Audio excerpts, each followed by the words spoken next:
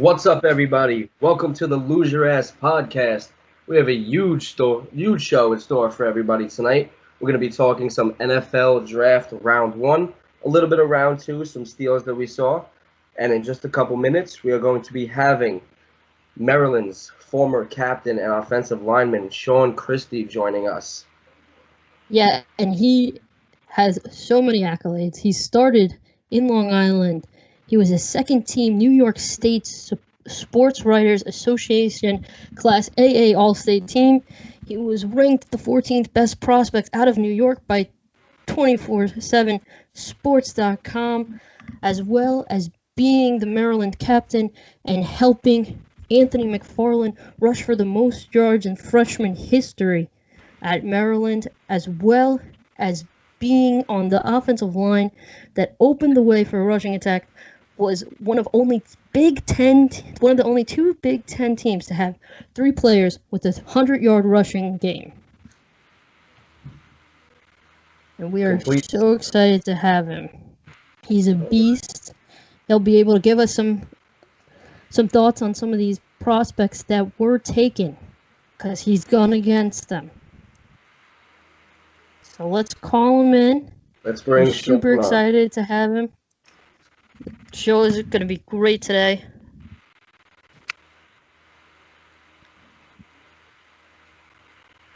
Hey, Sean, how you doing? Hey, what's up, guys? How y'all doing? I'm doing good.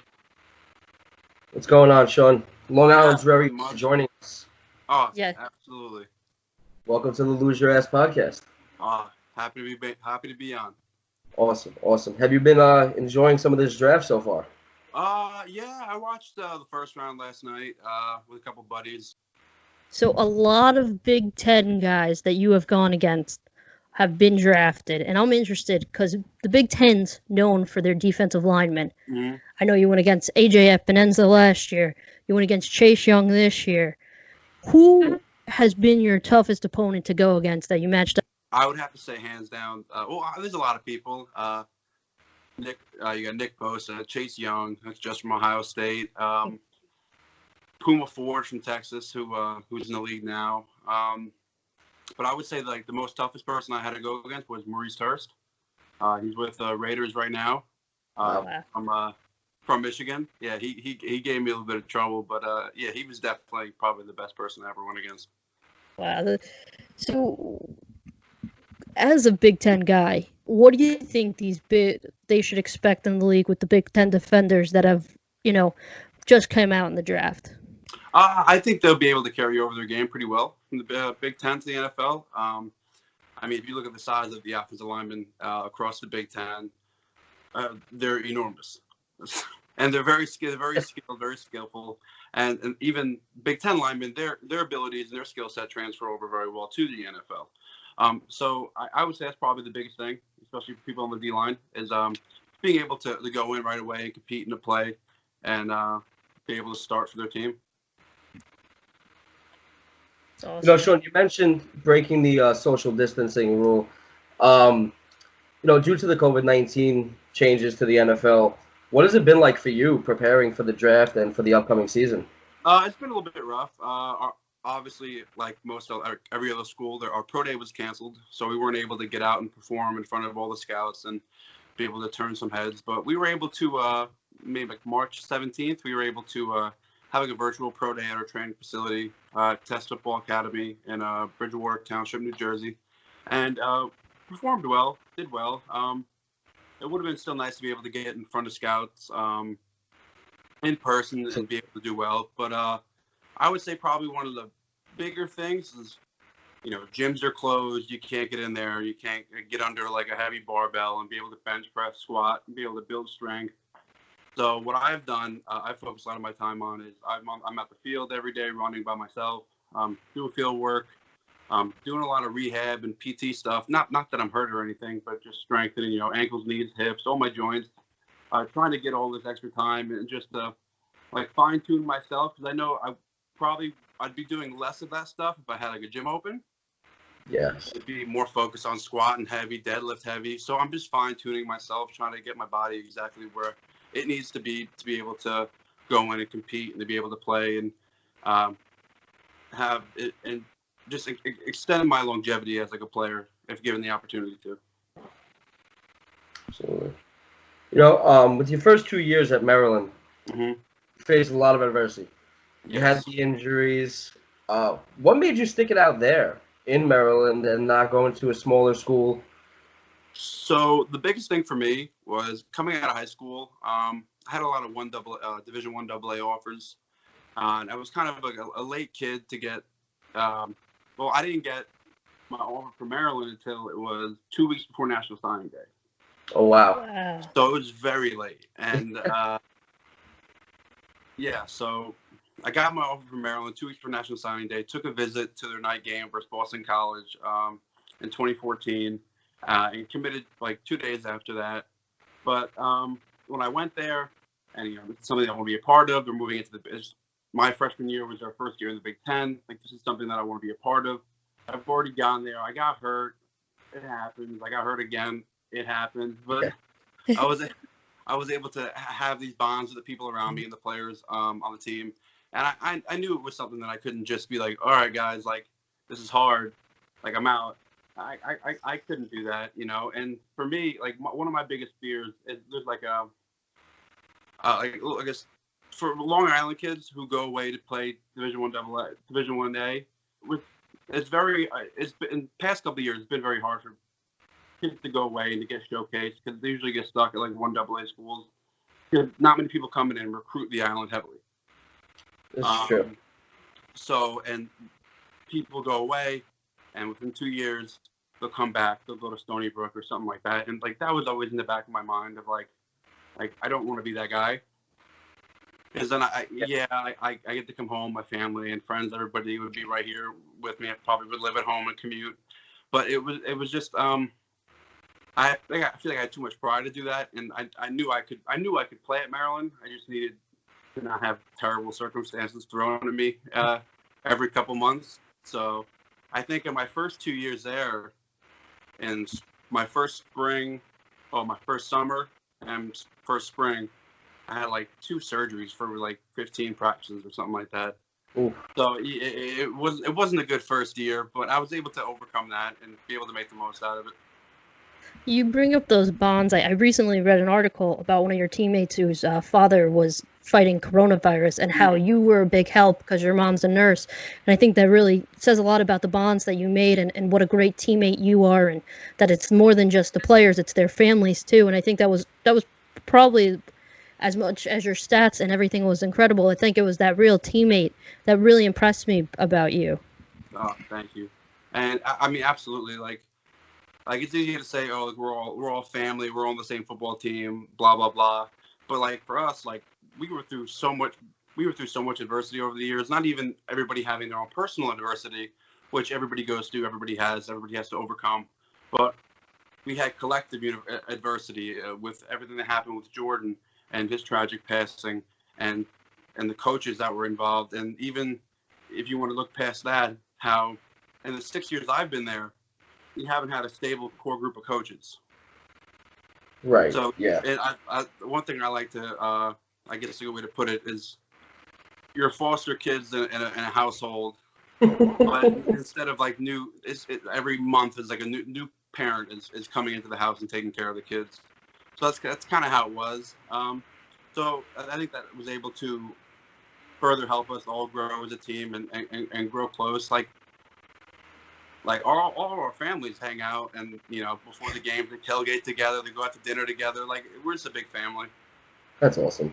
That is so fantastic coming from a big school like that. You expect that at a smaller school, but a big school, that's incredible.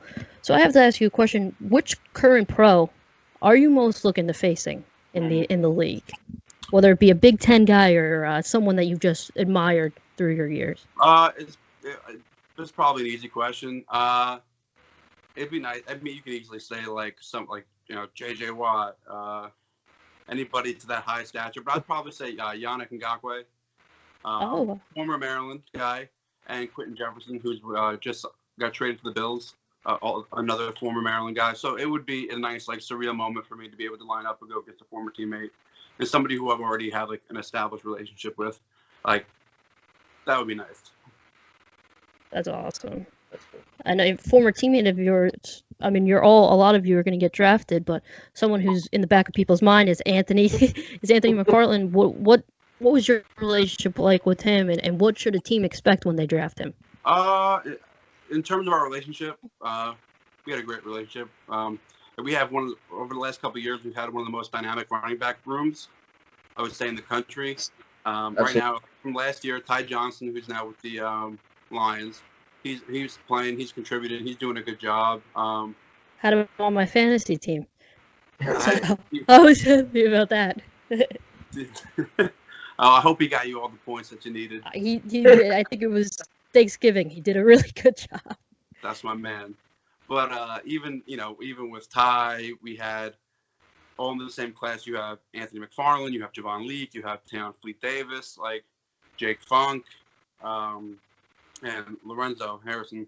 Like, we just had such a dynamic group, and it was never like, even in games or even in practices, like, we were never like one running back dominant. You know what I mean? Yeah. Like, it wasn't one guy's show. It was a collective group. So even in, like, if you look at 2 seasons ago when Ty was there, Amac was playing, Javon was playing, and Fleet was playing, the most somebody would get in the game was like 8 carries. You know, that's not a lot, but like, it was a revolving door running backs, and it was a close, tight-knit family, and we knew we could always rely on our running backs to be able to make somebody miss, hit the right hole, and to do what they were supposed to do. So, yeah, we have a great relationship with all those guys.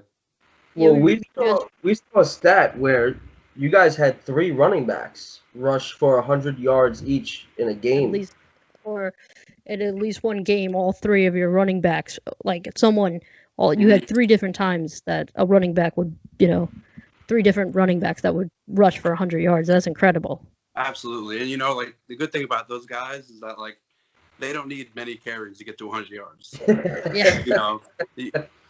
A handful of carries, those guys are down the sideline at 100 yards. So, like, I would like to say that we made their job easier, and then they also made our job easier. So it was a nice collective group.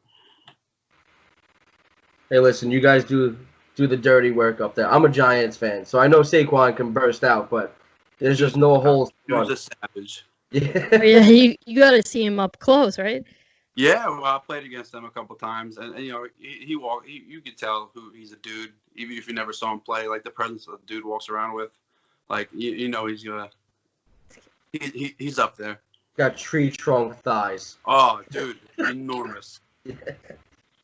So, when I know you're a Long Island kid. Growing up, did you have an offensive lineman that you looked up to? Did the position come later to you, or do you mimic your game? Someone? The position came later to me in life. I grew up as a kid playing quarterback, and then I moved out to, like, wide receiver.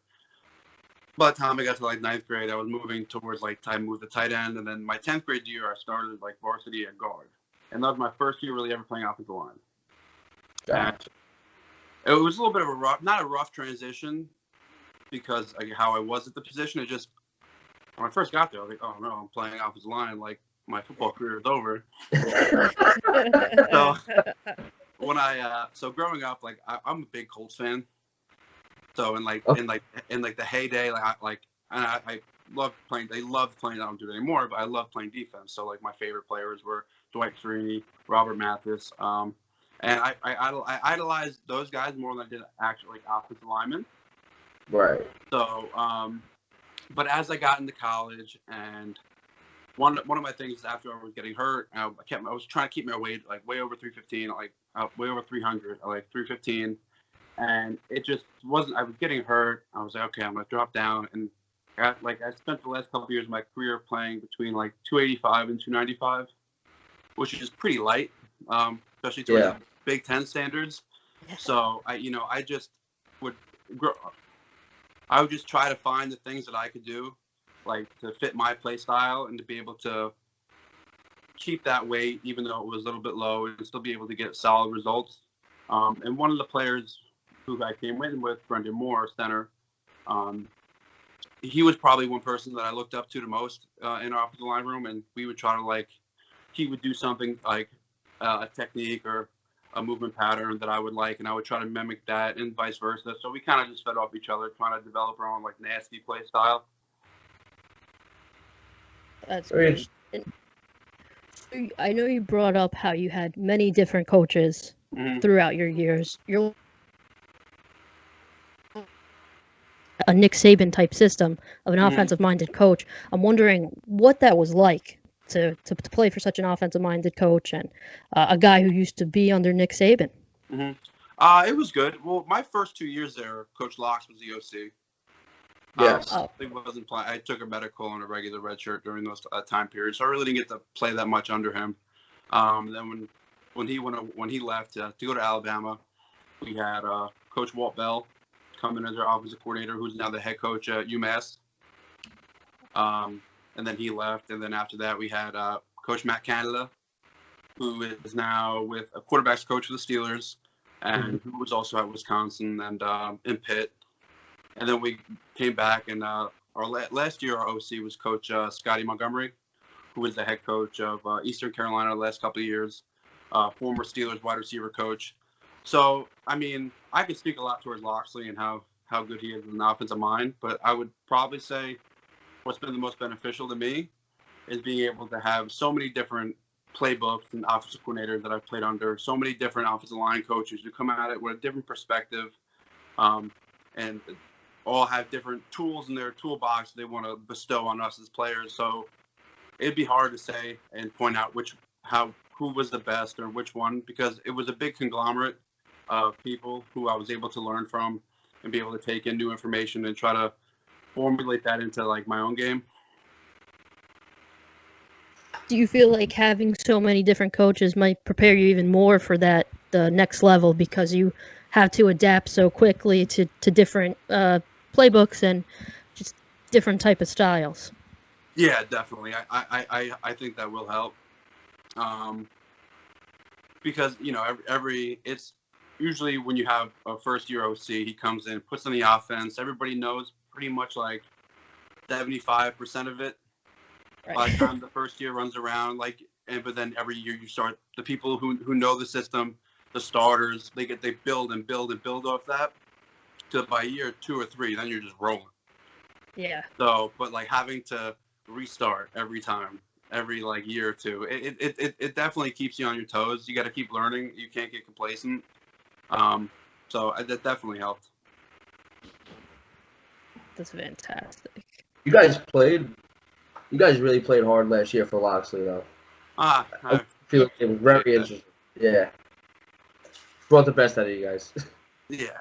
We definitely had the potential to be good. I mean, if you look at like our records every year since I've been there, like if I sit down, like, all right, what was our record that year? And I'm like, oh, shoot, like we definitely had the potential to be so much better. But that also comes in like with the fact that it has been a revolving door coaches. So you know, and so how do you get the team to be able to perform to the best of its capabilities and potential when things are behind the scenes are always shifting around and stuff like that.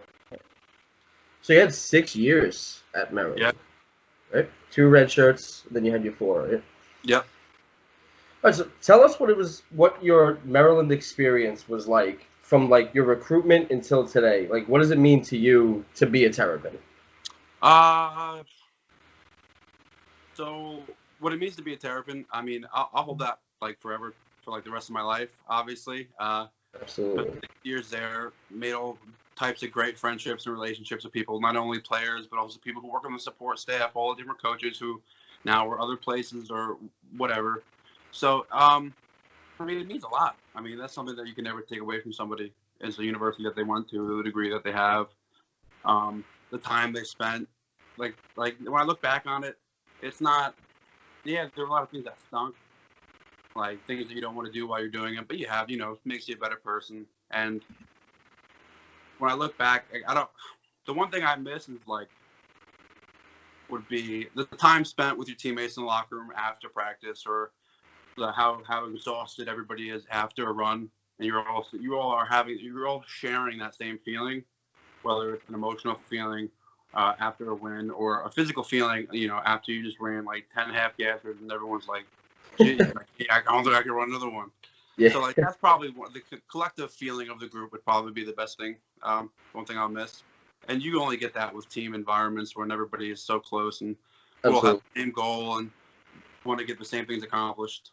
I'd say I have friends from my baseball team that I played for 13 years. I played catcher for 13 years, so I got you on the knees there. But yeah, I talk to them more than I've spoken to some outside family members over the past 5-6 years. Yeah, it's always going to be a bond that you have that nobody can ever take away. Absolutely. So we have something pretty cool for you here. Okay. Some fun rapid fire questions. I'm in. Little bit of thought, but no thought. Do I have a time limit? No, you can take your time. No time. Do I have to give an explanation? If you'd like to. I'll give you the answer, then a little bit of explanation to it. Just a little tidbit. That's all. Just a little footnote up at the top. That'd be perfect. Awesome. All right. So I assume you're 24, correct? 23. 23. Okay. Turned 24 August. All right. What day in August? August 1st. Oh, okay. All right. 4 days after me. Hey. Or 5. I don't even know. July 27th. Somewhere in the same week. We're the same week. Yeah, same week. All right. So you spent 6 years with Maryland. Mm-hmm. So that would be 17 years in New York. 23 total.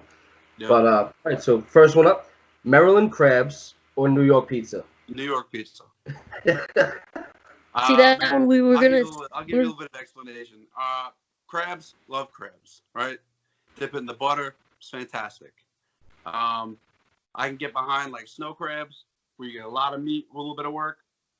Maryland crabs, little blue crabs, it's a lot of work for a little bit of joy.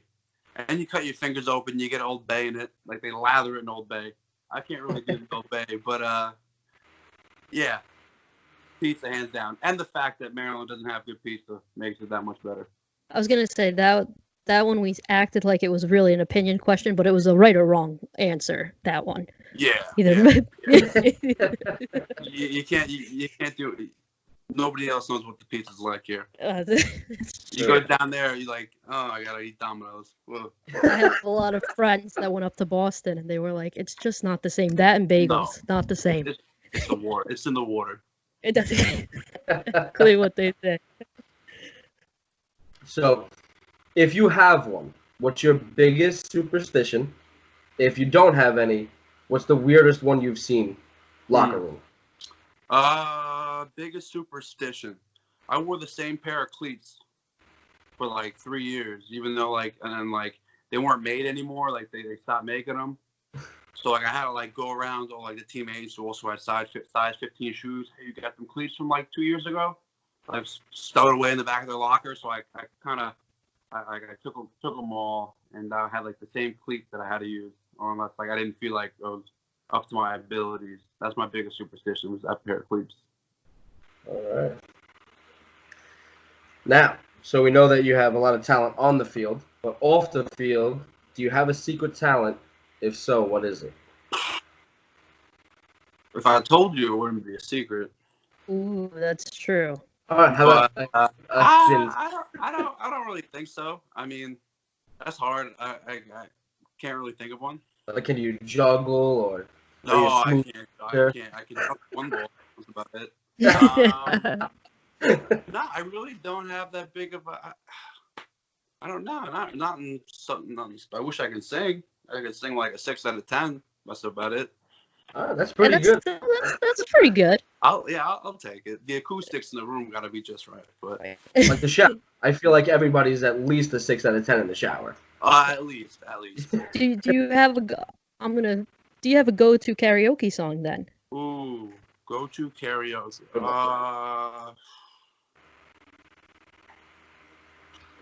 Okay, a little embarrassing. Shania Twain, Man, I Feel Like a Woman. Nothing to be embarrassed about. No, you can't. That is fantastic. Yeah, Shania is the best. I had a Sweet 16 one time. I love it. Mine is Sweet Caroline by Neil Diamond. Obviously, because it's everybody's. What was that? That? Oh, no. So, I don't know if you're a sports fan outside of football, but do you have a favorite sport to watch and a favorite sport to play besides football? Favorite sport to watch and play, probably basketball. Okay. Is it because Maryland had a good team this year? No, that's not why. Like they have a good team, but and all respect to them, which are great group of guys. But I've been a diehard Knicks fan since I was I can remember. Same. Yeah, sadly, like I'm not too upset that I didn't get the games down in Maryland over the last 6 years. I would have spent like a lot of time sitting on my couch getting upset. But I would probably definitely basketball. All right. For both for playing and watching? Yeah. I wish I knew how to like play hockey. I can't skate. That'd be pretty cool, but nah, I can't. That's the one I sport could imagine you laying some guys out on the ice. I on would the rink. I would have to be able to skate 10 feet without falling first. All right, so with Maryland, what is your favorite uniform to wear? The red one, black, or white?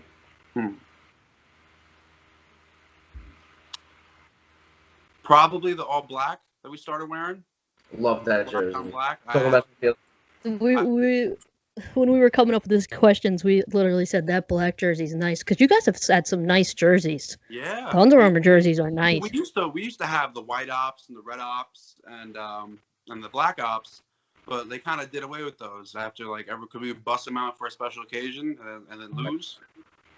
So they were like, it's the jerseys. Then we're like, it is what it is. But then we never got to wear the jerseys again. But I probably would say the black on black one that we made as our default home jersey over the last year or two. But the retro one we wore this year was tough. I love that one. I feel like with any of those jerseys, you can't go wrong. Those were some really nice jerseys, and I mean, you can't go wrong with any of them. The helmet's great too. The helmet is great. Flag. You guys were definitely the best dressed on the field for sure. I appreciate that. All right, so we got one more question for you, and then we'll let you go. But this is gonna be the we definitely need an explanation for this one. Sure. Long Island Railroad or New York City subway? Long Island Railroad. Hands down. Good explanation. My stepdad is an engineer for the Long Island Railroad. Okay. He's an absolute savage. I love the guy. So that's one. And as we've seen in the last few weeks, last few months, the subway is filthy. It's dirty. Yeah. I can't get behind that. I've been on the subway. I'd rather take any other mean of transportation when I'm in the city than take the subway. I'd rather take an Uber in traffic and pay per minute. Take the subway. Take the subway? Yeah, I'd rather rent one of them scooters, the bird scooters that you use. Or the and city do that. bikes. Yeah, city bikes. I'll sit in the basket. It don't even matter. I can't take the subway. ET it. I have to Clorox everything if I went in the subway. But I wouldn't go on the subway, so there's that. Yeah, I understand completely. I grew up majority of my life in Queens, so the subway was my home for a while. Yeah, when you live out there, it's a necessity. You gotta take it. But unfortunately, especially also going from Long Island to the city, you gotta take a nice train. Yes. So you get to the station, then you gotta switch over to subway. But that walk from the Penn Station LIRR to the subway is a rough walk. Yeah. It's you see all different types of stuff. The main reason why I've ever gone, I'm not a big fan of the city. If people are like, oh, we're going to the city for no reason, you want to come? No. But the main thing, the main reason I've ever went to the city is just to go to Knicks games. So luckily, pull up right underneath Madison Square Garden. You just walk right up. You're good to go. It's a smooth transition. Dude, it's such a smooth transition. So nice. You don't even have to go outside. Yeah, Barclays Center, Deirdre. You have to go outside. I made a mistake and drove into the Barclays Center one time to watch a Rangers Islanders game. Oh, man. The worst decision I've ever made in my life. Yeah, and the Barclays isn't a good place to watch hockey either, so it's like a double-edged sword. I was sitting right in the corner. Oh, yeah. Where it's like the worst to watch it because you can't even see like the net is close to you. And it's steep. It's like this going down those stairs. Yeah. No, you're right. Yeah, it's ridiculous. All right. Sean, it's been thank great. you so much. Thank you. Oh, absolutely. Thank you guys very And much good for having luck. me on. Thank you very much. If you guys ever need me again, you got that. All right. Absolutely. Sure. Love to have you back, man. Thank you so much. Oh, no. Thank you guys. Be well, be safe, and best of luck, man. All right. Awesome, guys. Have a good night. You too. Bye. Bye. All right. That was Sean Christie, everybody. Awesome guy. Yeah, he was awesome. Fantastic.